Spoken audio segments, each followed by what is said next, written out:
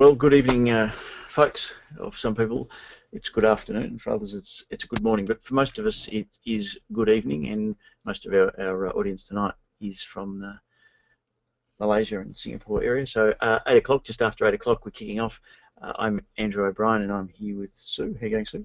Going very well, and getting very excited as we come into the final countdown days before the Malaysia Women's Marathon. Yes, now we have our wonderful race director, Karen Lowe, is on the line but having a technical difficulty with her microphone.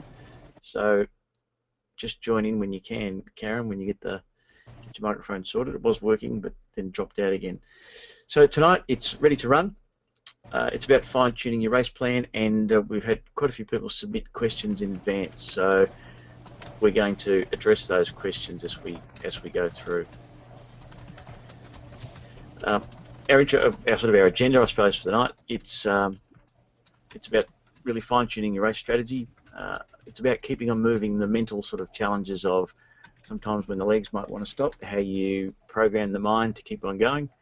We're going to talk a little about running with groups or partners, and we're also going to talk about an important part of the overall race experience, which is our families, friends, and volunteers who support us in all those different ways. And without those wonderful people, those of us that get out to run wouldn't be able to enjoy it. So that's what we're going to cover. And again, questions at any point through the question and answer box of the questions which people have already submitted.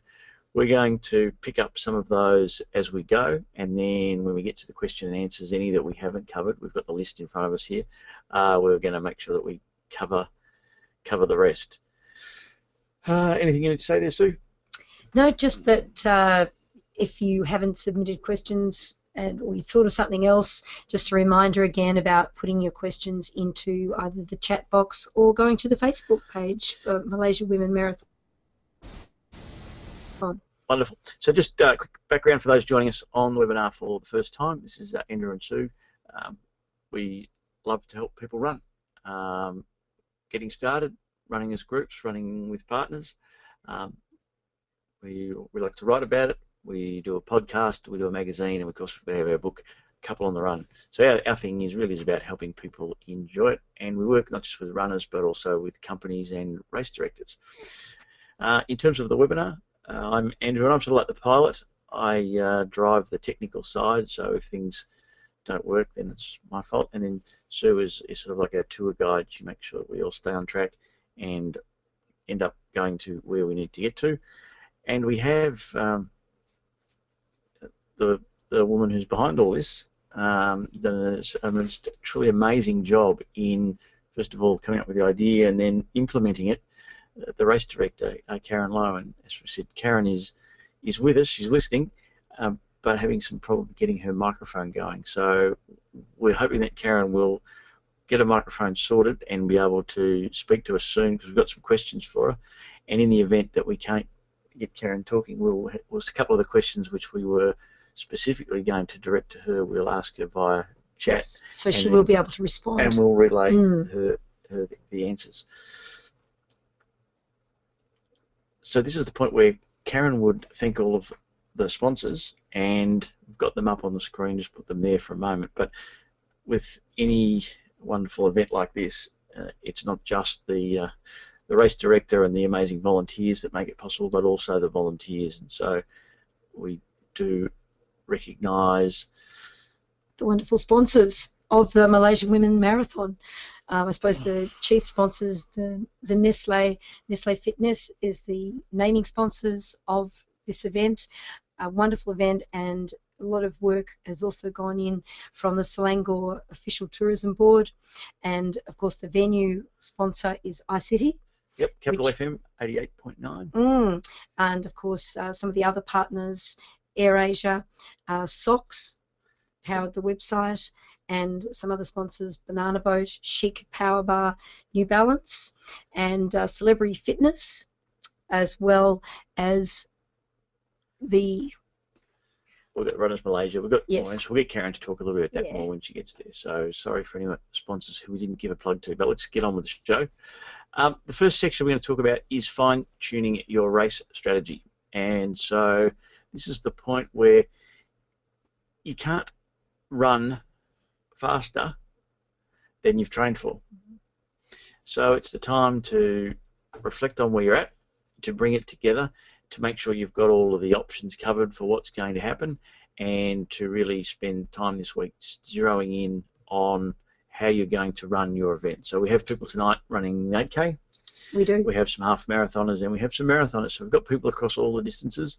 And in the main, the principles we're going to talk about and the questions apply to all of those areas. So the first thing with race strategy is to be very clear about your race goal. Now, often when we talk about race goal, people think it's just about how fast am I going to run, what time am I going to run.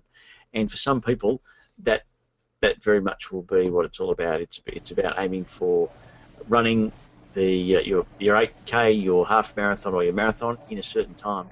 But it's not the only goal, and for some people it'll be that's running for a time will be one of the goals, and for others it won't be a goal at all. It'll be just, I want to finish the event. I want to get around it, but I'm not really fussed about exactly what time I run. I'm more interested in doing it for fitness or whatever. So Sue, I might ask if you would mind just talking about the 7 goals types that people might be running for, and we often suggest for people that you think about 2 or 3, maybe more, but certainly 2 or 3 is a good way to ensure that it helps with your motivation, it helps with your focus, and it helps you recognise that if it's not just about the time, it could be about other things. Well, I think you spoke about the first one, Andrew, which was about going fast, about your race being to finish in a certain time or to pace yourself at a certain speed throughout the event. And that is a very worthy goal, and a lot of people have that for their events, particularly if they've run that distance a couple of times before. It can be about trying to go faster each time they run. But for a lot of others, and for quite a few of the people that filled in some of our forms, they're running with another friend, with a friend or with a group of friends, quite a few groups of women running together.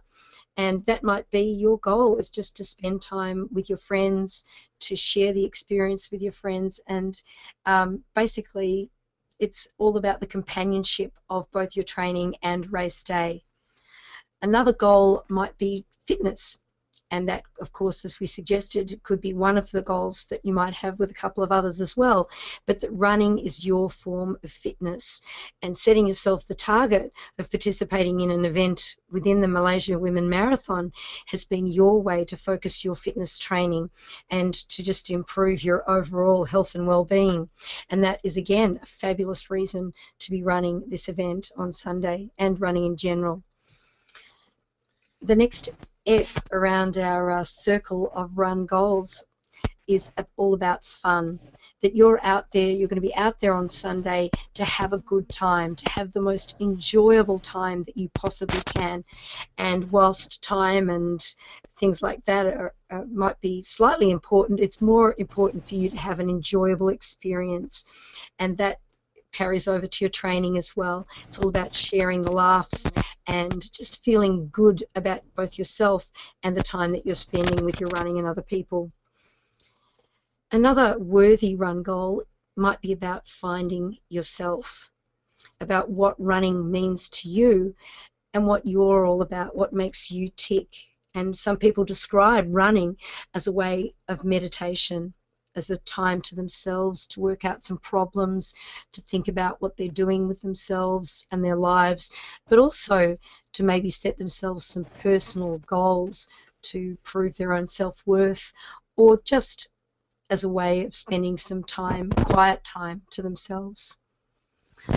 Another reason to run might be that you are fundraising for a very worthwhile cause that's close to your heart. And this is really popular for a lot of different runners out there, just raising money for charity as they run, setting themselves a goal with charity, raising of money. And the other reason to maybe run is to give yourself a focus for your fitness training. So apart from just keeping fit, you want to actually achieve a certain goal, and your goal might be that you're going to complete your first 8-kilometre event or your half marathon or your marathon, and that's your focus as you work with your training.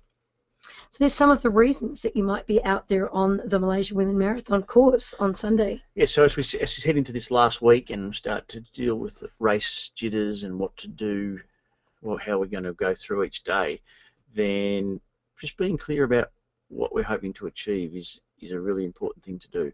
So if you think you're there to go as fast as you can, and maybe you're going to try to win one of the events, then that's fantastic.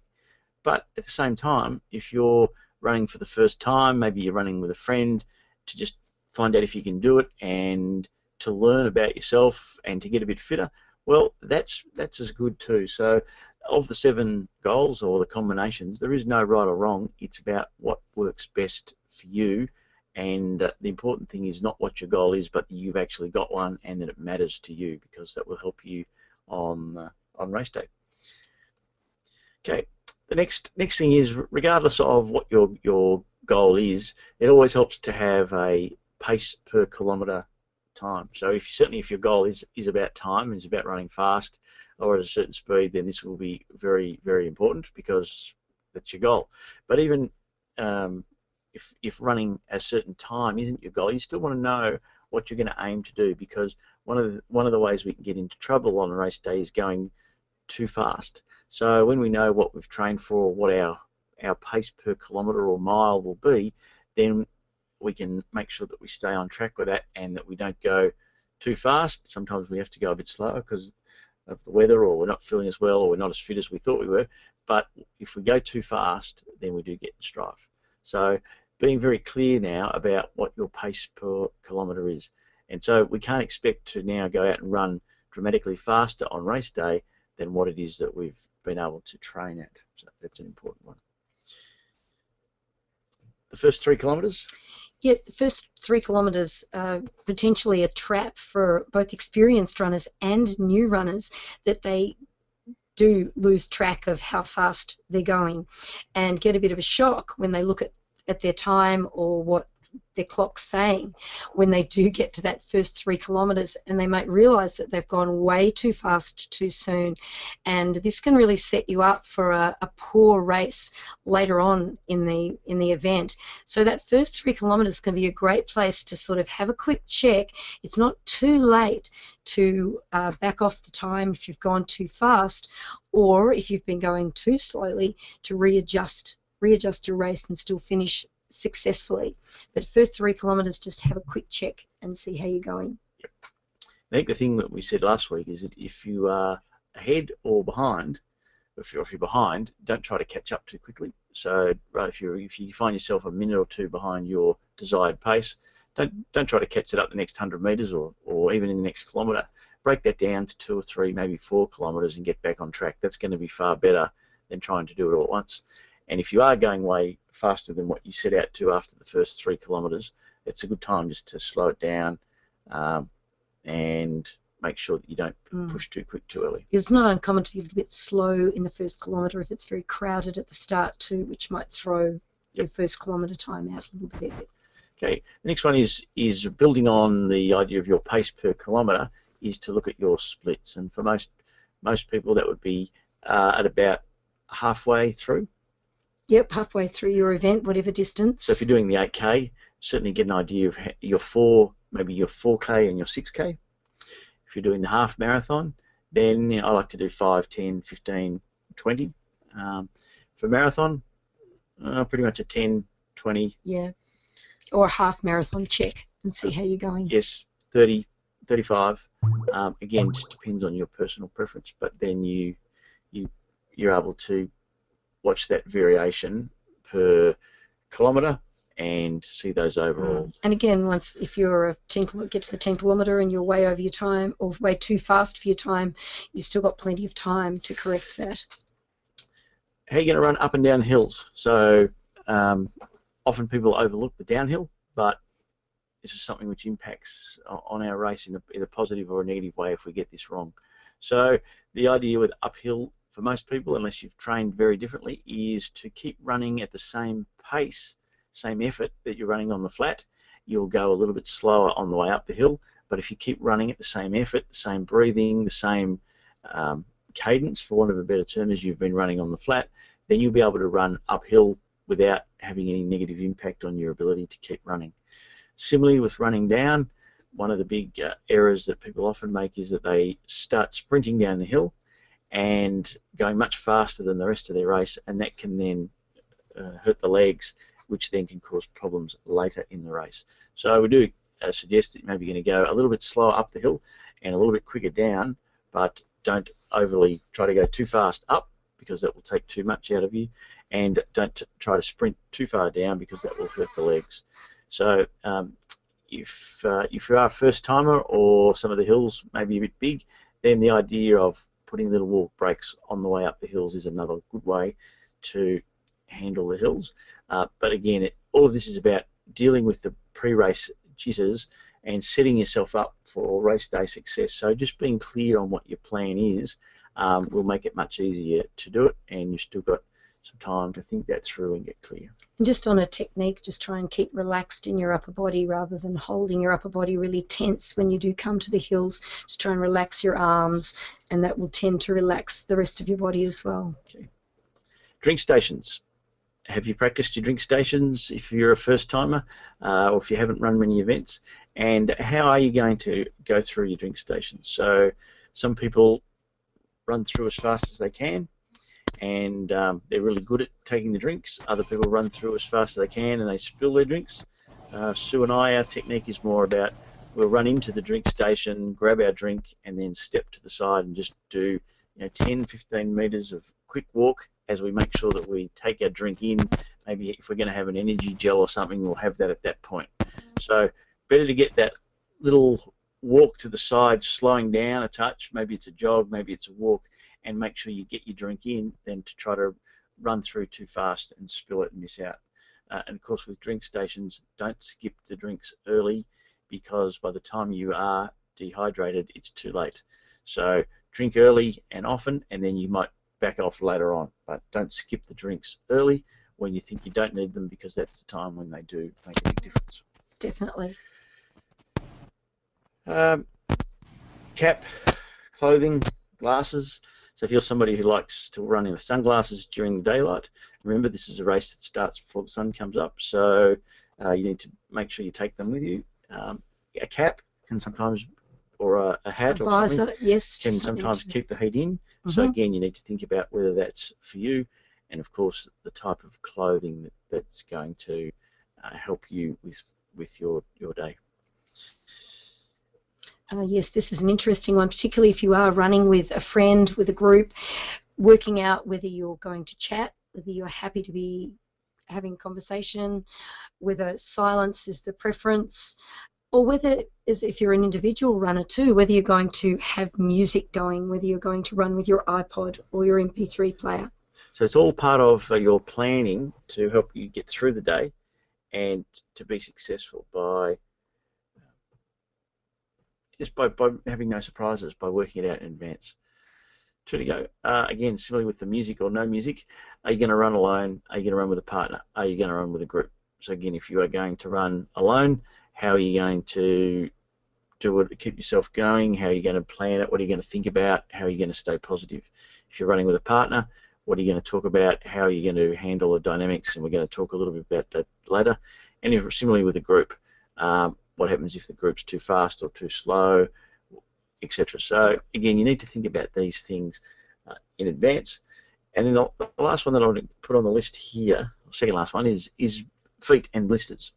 So often when we get a blister beginning, we think, oh no, I haven't got time to stop. We keep going, and what might have been just a little sock adjustment turns into a blister. So again, how are you going to handle at the first sign of a blister? Will you carry some band-aids in your pocket in case you need it? If you do get a blister, will you take a moment just to adjust your sock? Or if you think you're getting a blister, what's your strategy going to be?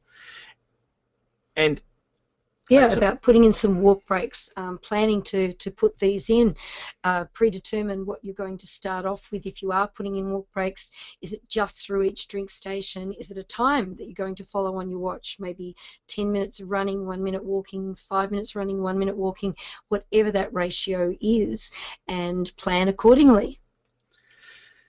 So one of the questions that's come through tonight is in terms of this last week, what to do to perform at the best. And so the things we've just looked at that you can are all about your race strategy. So the things you're going to do on the day. So one of the things that you can do in the next 5-6 days before the race next Sunday is you can get very clear on the things we've just talked about. So you start the race confident that you know exactly how you're going to handle all of the challenges along the way. You know how you're going to take your drinks. You know what speed you're going to run at. You know how you're going to run up those hills, and you can start to see yourself being good at all those sorts of things. Now, one of the other things that you can certainly do through this week, the very critical things, is not training too much, because it's the time to rest the body. Working on your carbo loading, your hydration, making sure you are aware of all the details of start times, planning your visit to race registration, those sorts of things. So the specifics of what you're going to do during this week to get yourself prepared, getting a good night's sleep, 2 nights out, that was the focus of last week's webinar. And if you go to the Malaysia Women Marathon Facebook page, there's a link to that recording. You can watch the whole session on that. And we are going to come back again and revisit that last few days, things to do, with some more specific details. Now, Karen, I think, just got a message that she's got a different headset, so if you can hear us, or if you can say anything, Karen, just jump in whenever you can. The next thing is keep on moving. This is the mind games, the way you can convince the body. The body sometimes says it wants to stop, but the mind can keep you going. So why don't you take us through some of the little things we can do on race day? Again, whether we're doing 4K, 8K. If we're doing 4K, we'll be in trouble, because yes, the race is 8K is the smallest distance. 8.5 or the marathon. The things we can do to keep ourselves going in the tough times. Well, even when the body starts to tire, if you keep that picture in your mind, visualizing success, what will success be? If you can picture yourself crossing that finish line with a medal around your neck, coming to be cheered and greeted by your family and friends, that can be a really powerful message that tricks your brain into letting your body go along further. So visualize success, really important. Also, really take note during the course of, as you pass those little milestones, if you're doing the 8K, maybe it's when you get to the 4K mark, that's, wow, I'm over halfway, great, I've got less than half the distance to go. And as you go into those longer distances as well, just tick off the little milestones as you pass the 5, the 10, the half marathon mark of a full marathon. They all prove really valuable, again, for just helping your mind stay strong when your body starts to tire. And sometimes they can be, rather than 10Ks and half marathons, it could be building. So like for this race on Sunday, I really want to spend all my focus. I want to get to the big stadium, and once I get to the big stadium, there'll be a big tick next to that point, and then I've got another point that I'm going to mark it on. So sometimes they're about buildings and places that we can see that we're looking forward to seeing, rather than just specific kilometre or mile destinations. And it might be also on the course, so rather than looking so much at objects around you off the course, it might be the runner in the distance. I'm going to just try and catch up to that next runner in the distance, or I'm going to try and not get too far behind that next runner in the distance. And that can be a really valuable way of just keeping your mind focused on the task at hand, rather than letting your body rule your mind. It's a good one, this one, for breaking it down, because it's like, oh, I've got 5 kilometres to go, or a whole kilometre. It's just that person who's 20 metres ahead. It's much more manageable than maybe biting off a big chunk. Excuse me. Of distance, yeah, sure. And that, again, we're talking about different objects on the course, but it might be even specific as just that next lamppost in the distance, that next tree in the distance, that next driveway, that next signpost, that next roundabout in the distance, and just something that keeps you a little bit more focused on the course rather than anything else to do with your body or yourself. How are you going there, Karen?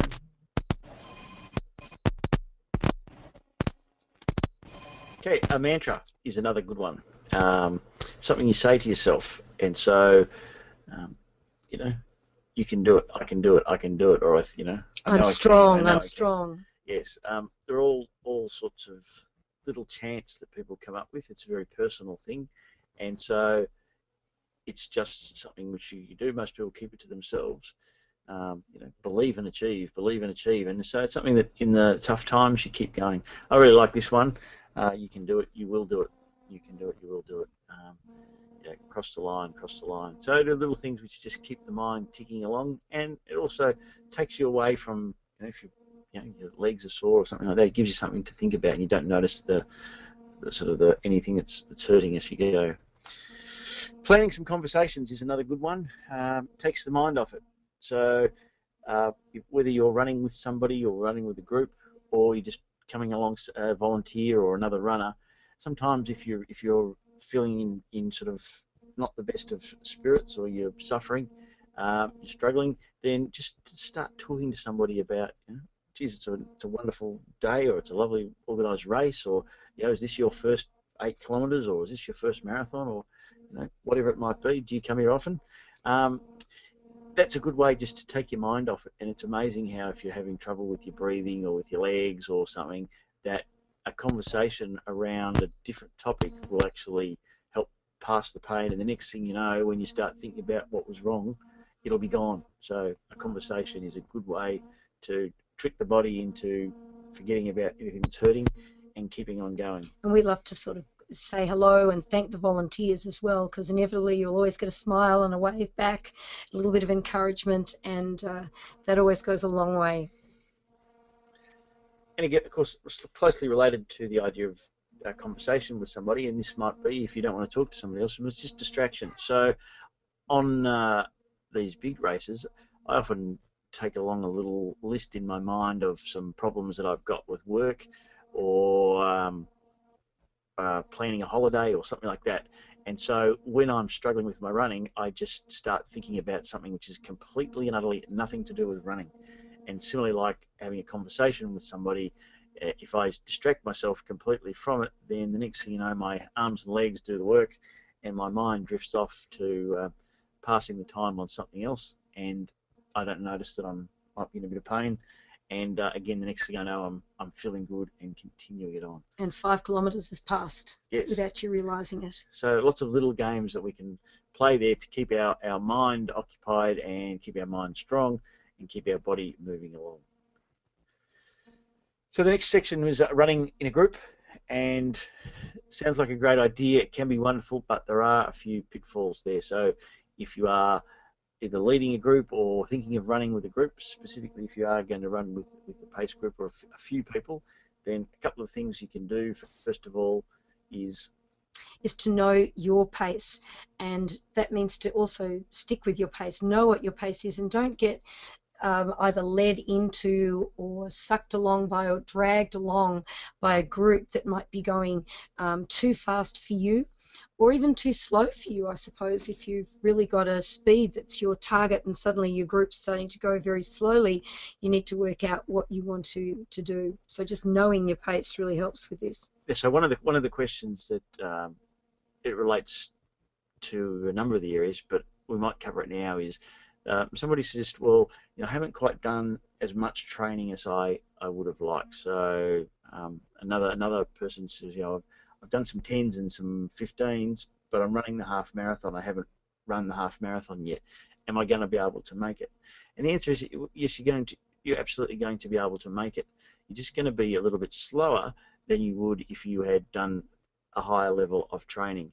And so if you have, say you've run 15 kilometres in training and you're doing the half marathon, then potentially you're going to slow down a bit towards the end, and you're not going to run at the same pace probably for the whole way through. I mean, there are exceptions if you've done a lot of cycling or you're a good cross trainer, but for most people, if you haven't done the extra training, you're going to slow down a bit, but you're still going to have a wonderful day out. You're going to be much faster than all the people sitting at home on their couch who never made it to the start line, let alone the finish line.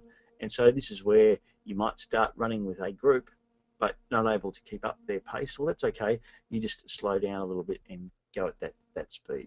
So if you, yes, knowing your pace and knowing what you've trained for is going to make a difference. And of course, if we've had injuries, if we've had illness, if we just haven't done as much training as we can, for most of us, if we've done a fair bit of training, just not as much of it as we should have, that means we're just going to go a bit slower rather than not make it. So as long as we are aware of that, it's still a wonderful achievement. So if you are running in a group or a large pace group, just be prepared that it will be aware that running in front of the group or it's slightly to the side rather than in the middle of the road in a cluster of people is going to be a little bit cooler, and you're going to have better air to breathe. That it does get very close and it can get very hot, and some people find it quite uncomfortable in the middle of a big pace group. There's lots of heat, there's lots of noise.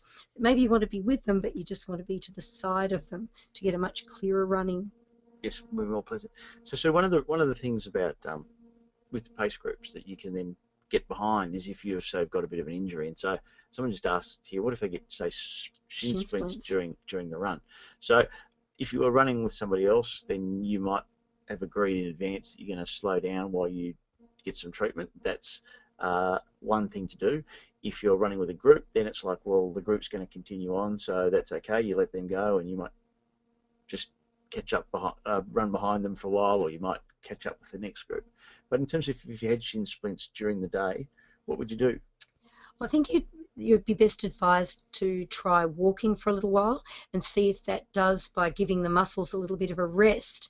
Shin splints basically are very tight muscles that start to tear and pull away or at the bone a little bit and drag. So if you give the muscles a change of action from the running action, it's going to be a relief to them. So I'd be suggesting that maybe put in a couple more walk breaks, and even try and put much more frequent walk breaks in, even if it's only for a quick little 30-second walk, then get going again. That might help you if the pain does start to get too great. Now, if you've had shin splints before in your training, so you've already got them before race day, then might be some sort of painkillers you might take. You might see a therapist, some massage, those sorts of things. Anti-inflammatory is what I meant, not painkillers. Yep. Anti-inflammatories might help there. And that goes also for some creams, some anti-inflammatory creams, as well as tablets. You might even start off the day with that anti-inflammatory cream.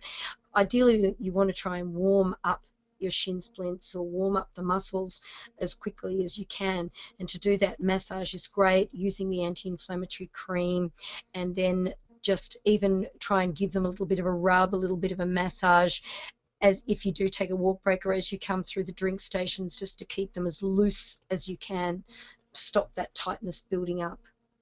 Okay. Now, another aspect with running with a group, if the group is ahead of you, you can see them in the distance. Again, there's no need to sprint up, just slowly but steadily catch up. Again, as the old saying, slow and steady wins the race. So you might actually find yourself catching up with a group and decide you want to join on, well then just catch up slowly. Or you might stop for a drink, or you have to do it with shoelace, or adjust a pothole blister and fall behind. Well, again, just catch up steadily. No need to sprint ahead and outdo yourself. And if you do fall off the pace, and then often this is what happens, that a bigger group will just run at the same pace all the way through, because you've got much faster runners who are dropping back to lead a pace group. And so for people who that's actually their speed, then they might only stay with the group for the first half or the first 3/4, and then you slow it down, let them go, and keep going at your own pace. And if another group comes along behind you, you can join in with them. But there's a few other things you can do to run with groups and enjoy it. If you're running just with a partner, or maybe 2 or 3 of you, which is our approach, the first thing to do is, be clear on your goals. So if you're going to do it together, then what's the goal? Is it a time? Is it to stay together no matter what? Is it to have fun? Is it to wave to your friends and family? What's your approach? So get clear on your goals. There's nothing worse than starting out and finding as you go you've got different expectations. That's where trouble comes from there. Just work out whether you're going to stay together the whole time, whether you're just going to start together and then you're going to split up later in the run, if that is the case, that you're going at different speeds.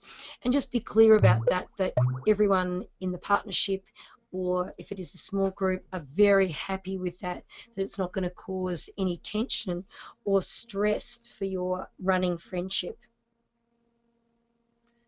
Okay. Another thing is to talk to your partner or your group that you're going to run with about what helps and what hinders.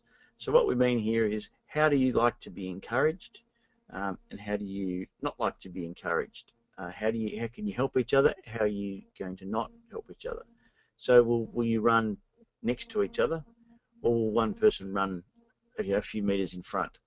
If you're running one in front of the other, what sort of a gap is a good gap? So sometimes when people do that, 2 or 3 meters is a good gap. 10 meters is one person's feeling they're getting left behind. So work out what helps, how you like to be encouraged. Do you like someone to sort of give you a bit of a come on, or do you like somebody to say, oh, you're doing well, or you're looking good? What are the sorts of things which encourage you, and what are the things which can discourage you? Well, we found one of the things that's really good for us is that if one of us is struggling or going through, as we call it, a bad patch, is to let the other person know, and then the partner can help the other one that's struggling by maybe distracting them or giving them some verbal encouragement about, don't worry, we're almost to the next drink station, or anything like that.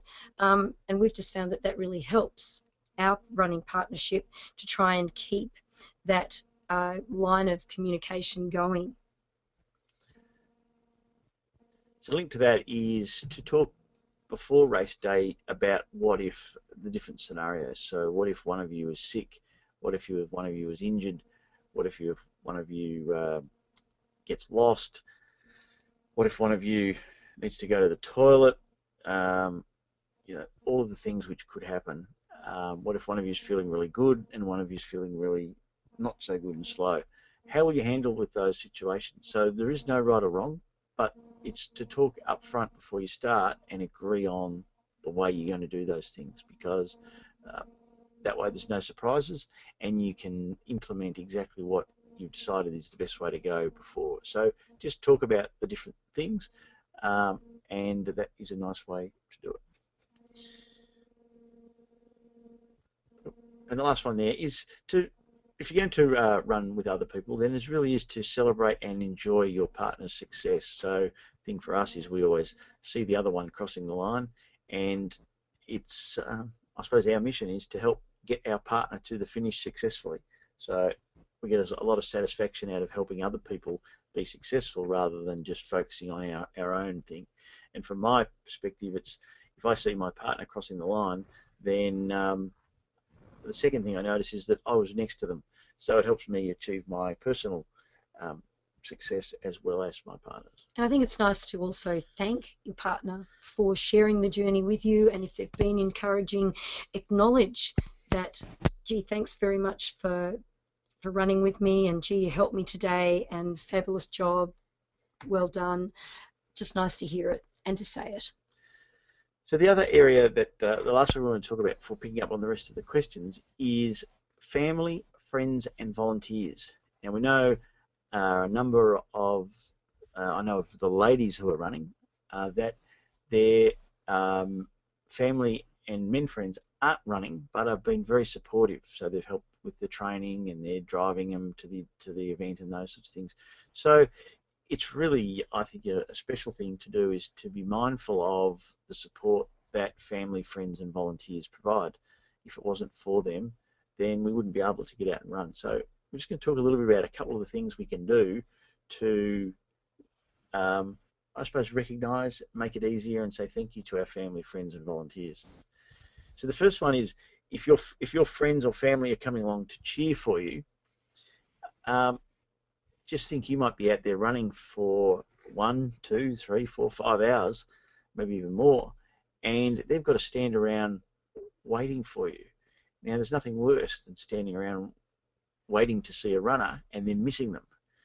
They spend all that time and effort and they don't get to see you at all. So it's worthwhile working out beforehand where the spectators, the family, friends are going to be, and keeping a good eye out for them so that, you know, when you come up to that point, you know which side of the road they're going to be on, and you can give them a wave, because it's a small thing to do, but for your family and friends who've come along and spent all that time waiting to see you, to cheer for you, the least you want to do is make sure they get the chance to actually see you. So you give them a wave, maybe they'll take a photo, maybe they'll, you know, give you a hug, cheer.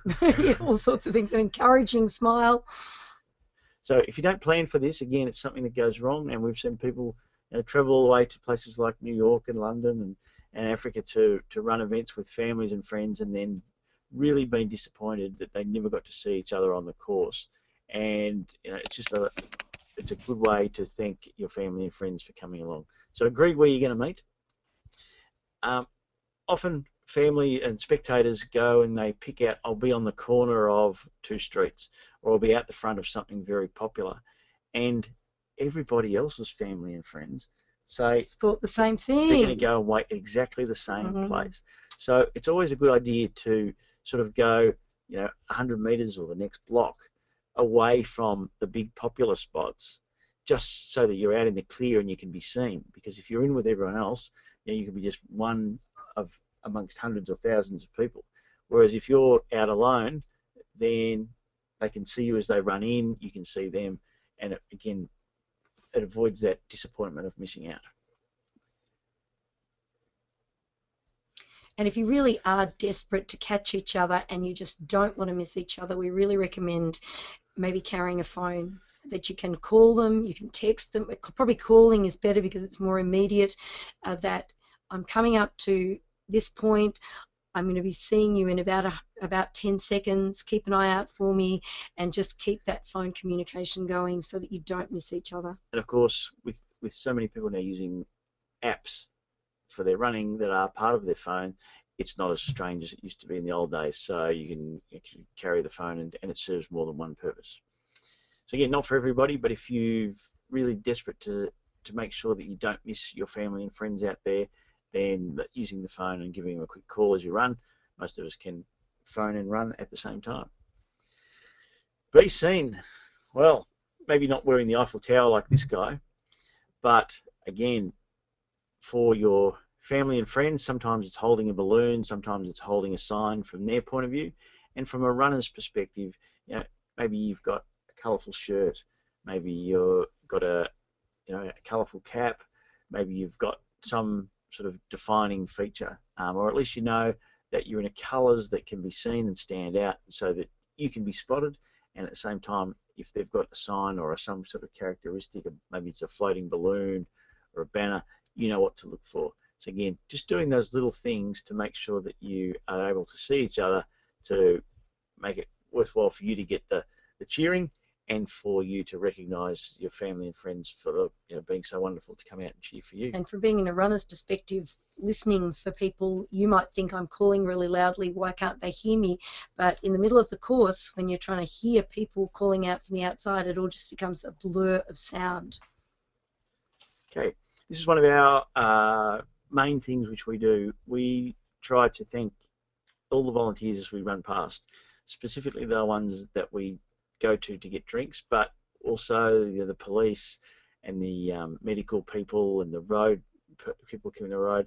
As we just go past, just a little thank you very much, because if it's not for the volunteers, then we don't get to run. Now, it's really nice to thank them and recognise them, but there is another aspect to this, and that is that it's one of those strange things which, when we cheer for people and we say thank you very much for doing that, they usually come back with this big smile, because a lot of runners don't say thank you, so it can be a bit of a novelty. And when you sort of reach out to them with a thank you very much for volunteering and making my run possible, then this big smile and energy that they sort of give back to you actually helps you as a runner. And so you pick up this sort of boost, you pick up this good feeling from the volunteers as they respond to you thanking you. So again, if you're struggling a bit with energy, or you're wanting to just, again, recognise the volunteers, you'll discover that you'll get some benefit back in the short term as well. And of course, recognise your supporters out on the course. And that means just give them a wave again, give them a shout, make sure that you do acknowledge the fact that they've been out there, that they're cheering for you, and give them a cheer, a wave, a smile, a hug, whatever it is, but make sure that you do recognise the fact that they may have been out on the course for hours waiting for you to come past. Now, a couple of the other questions which have come through, and one of them, I love this question, is how do I handle the pre-race jitters? And so, in part, all the things which we've just talked about are all about handling the pre-race jitters, because as we're thinking about and planning all of the different things, and you see yourself taking the drinks at the drink stations, you see yourself running along strongly, you see yourself getting through the various milestones, you know how you're going to handle all of the challenges. Well, they're really good ways to deal with the pre-race jitters. You've then got those rituals around getting your race number, getting your outfit there, getting your toenails trimmed, working on your food, your hydration, going to the expo, maybe coming along to some of the workshops. They're all ways to, one, keep your mind busy, keep yourself active, but also really help fine-tune any little challenges. So I think there are all sorts of things that I like to do to deal with the pre-race jitters. And the other thing is, that just by thinking about that sort of a question and how you're going to deal with it, you're a long way to overcoming those jitters and things you might be worried about. Definitely, and I think a lot of the panic that sets in, or people that get beyond jitters into panic, is when they haven't considered and planned for all of these different things. So the more you can make little checklists or tick them off, the better your mind is going to feel about the race day, that you've done absolutely everything you can in your preparation, and be assured that you have. So another one is, should I bring a drink bottle? And so we always take a drink bottle to the start of the race. So we're sort of sipping on it. Depends particularly on how long you're going to travel, but to have a drink bottle just to be sipping as you're getting towards the start of the race is a good thing to do. You would, when you go to get your race registration, you would want to have a check at exactly where the drink stations are, and then you would decide whether or not you're going to keep that drink bottle or carry a drink bottle on the course or not. Now, I'm not going to. I don't think it's necessary. I think there's enough drink stations being provided, but you need to. It is a personal thing, and so it's no big deal to carry a drink bottle if that's what you're used to in training and you like to do that. By all means, do it. But I would be checking at the expo, and as I said, I won't be carrying a drink bottle. And we do know some runners that have started even marathons with their little drink bottle and decided that they would then pitch it or throw it away at the first drink station, but they felt more comfortable having it with them until they got to the first drink station. So that's always an option as well, is to start, and you can always discard it. So sustaining your pace. Well, I think the key thing that we talked earlier there about was being clear on what is the pace that you can run at, what are your splits, using some of those little mind tricks to keep steady and racking it in. But the critical point here, as a few days to go, is that you can only sustain the pace that you have trained for. So if you try to run too fast, then that's going to be pretty much impossible.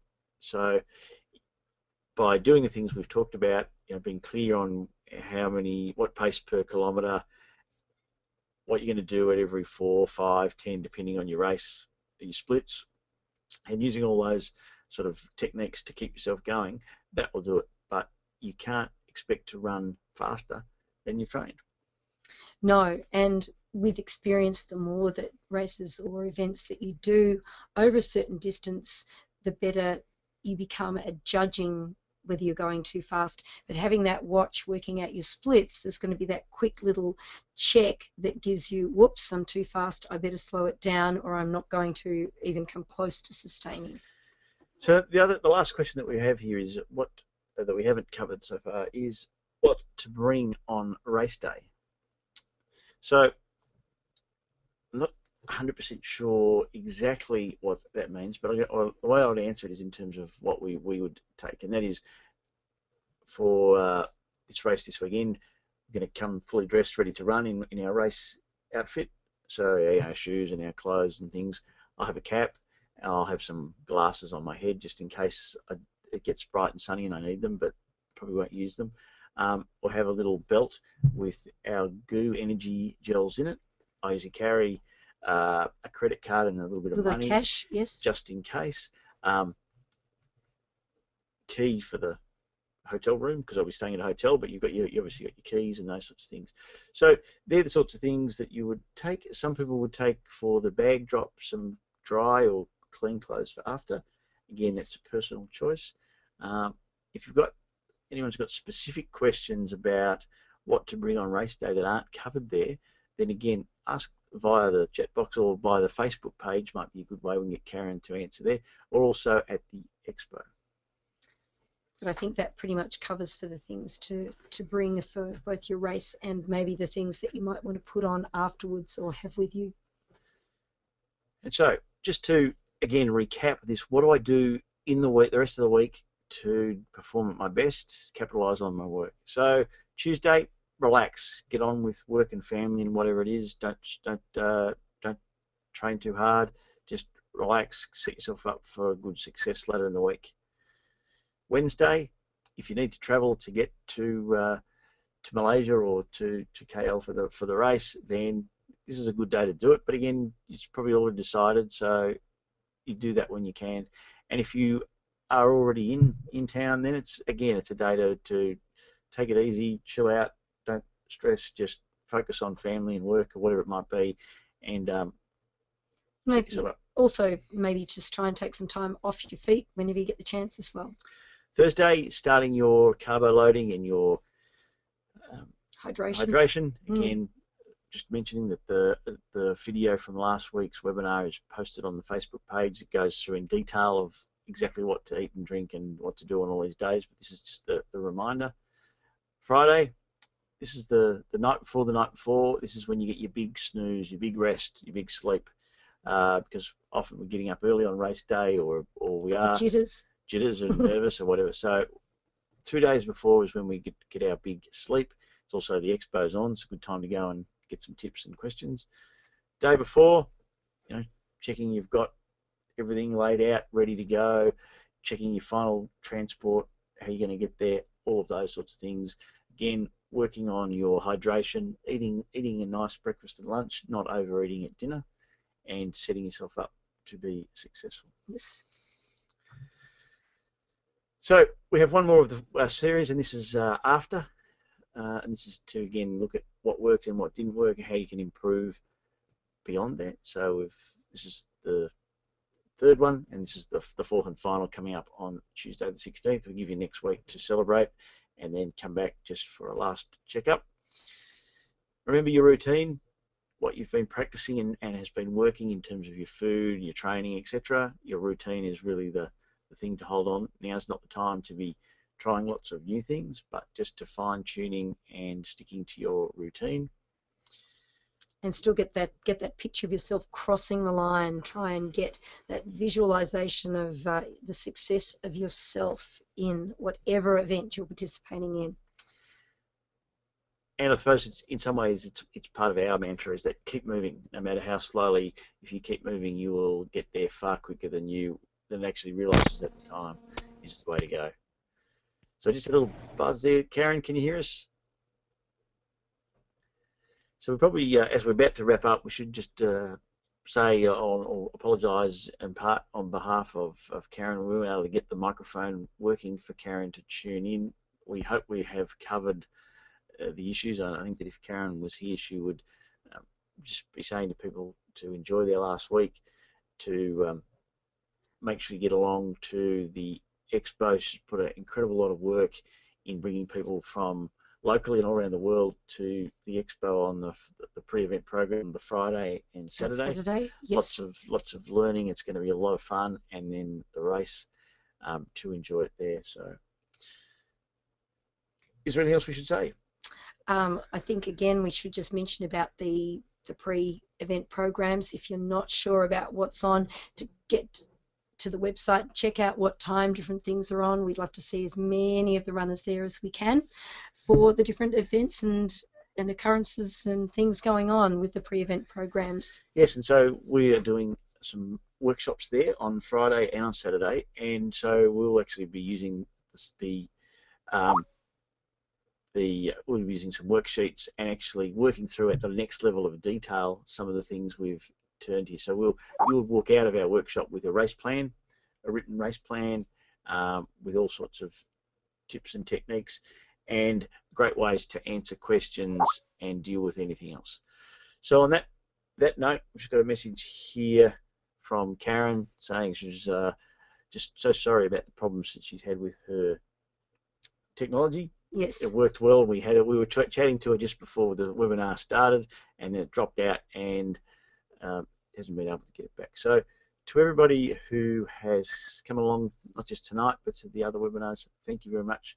Please come and say hello to us at the expo or out on the course or both. We're absolutely looking forward to coming to Malaysia for the Malaysia Women's Marathon. And also, big thanks to those people who've passed on some tips. I've been asking on Facebook about where to eat and where to run, getting things. Nice. So a lot of the people from Malaysia have been helping me out with some tips there. I'm never going to get to all those restaurants they've suggested, but I'll get to a couple of them. I have to stay for a year if I was to go. Okay, so thanks, folks. We'll see you next week. Thanks again for all.